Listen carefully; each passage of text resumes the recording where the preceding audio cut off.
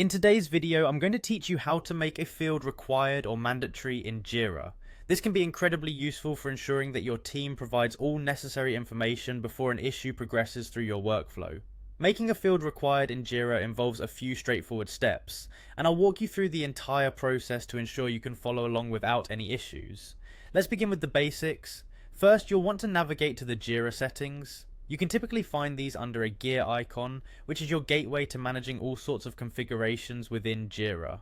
Once in the settings menu, look for a section labeled Issues. This is where you can manage all the aspects of issue tracking in your Jira projects. Under the Issues section, you'll find a subsection labeled Fields. Click into this area and then select Field Configurations. This is where you'll be able to manage whether a field is required or optional across your projects. Now, if your goal is to make a field required across all of your projects, you'd want to focus on the default field configuration. This configuration applies universally unless specifically overridden, and editing it will affect all projects that use it.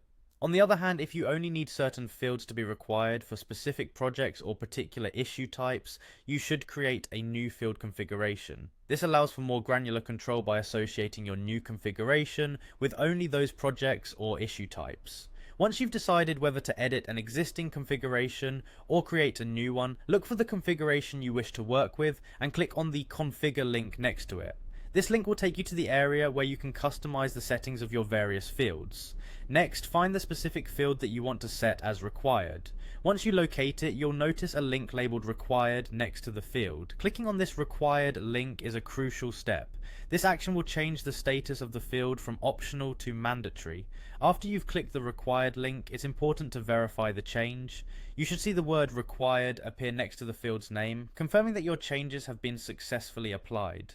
This little piece of verification ensures that you've set up everything correctly, and there you have it, a concise method to make a field mandatory in your Jira projects. Making fields required helps maintain the integrity of your workflow by ensuring that all necessary data is provided. If ever you need to revert this change, you can simply follow these steps in reverse. Thanks for watching, and I hope you found this tutorial helpful.